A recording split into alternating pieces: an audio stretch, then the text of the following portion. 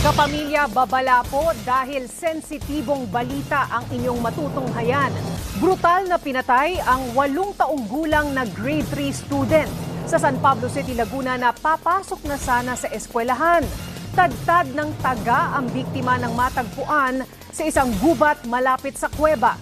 Live at exclusive nagpapatrol mula sa San Pablo City si Dennis Datu. Dennis, may suspect na ba ang mga pulis at bakit pinatay ang bata? Sa ngayon ay tanging may hawak pa lamang na person of interest ang San Pablo City Police sa nangyaring karumal-dumal na krimen na ito kung saan ay halos mapugutan pa ang biktima.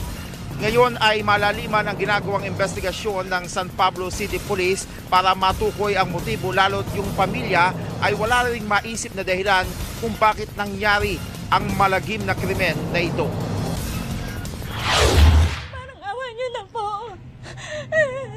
Humihingi po kami ng tulong kay Attorney Persida po, Acosta.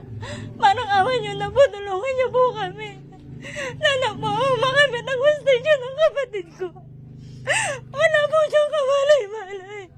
Walang kapantay ang sakit na nararamdaman ng pamilya ng 8 taong gulang na batang brutal na pinatay sa Barangay Santiago 2 sa San Pablo City, Laguna. Naka-uniforme na ang grade 3 student na si Gianni Rick Nudero alas 6 ng umaga ng January 9 at hinihintay ang kanyang tiyuhin na naligo lamang na maghahatid sa kanya sa eskwelahan. Pero bigla siyang nawala. Tanging naiwan lang na bakas ay ang kanyang bag. Inakalang nauna na sa eskwelahan ng bata, pero nang dumating ang kanyang tiyo sa eskwelahan, bitbit ang bag, wala rin doon ang biktima. Excited po siyang pumasok kasi po, nung araw na yun, may exam po siya. Tapos, nag-practice pa po siya nung umaga ng sayaw kasi po after ng exam, may sayaw po sila. Dito na naalarma ang pamilya, kaya agad hinanap ang bata. Liblib ang daan mula sa bahay ng biktima palabas sa kalsada. 100 metro mula sa daan, doon natagpuan ang bangkay ng biktima.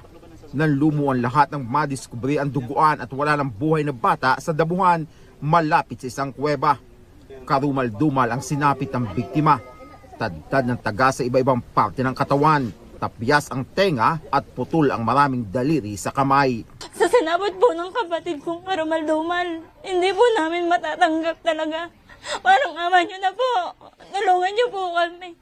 Naglabas na ng 100,000 pisong pabuya ang lokal na pamahalaan ng San Pablo City at 50,000 piso naman mula sa Barangay Santiago 2 para maresolba ang krimen.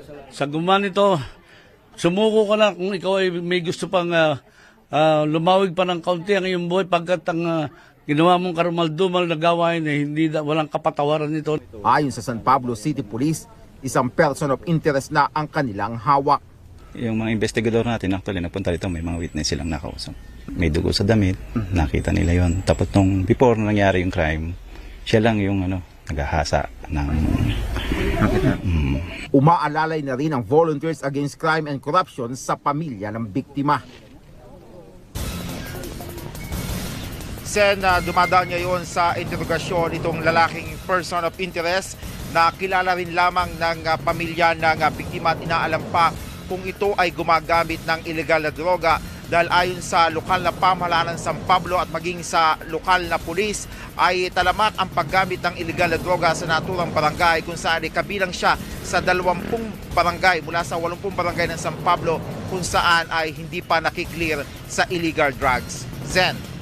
Pero syempre, Dennis, dadaan siya sa drug test. Sumailalim na ba siya sa drug test?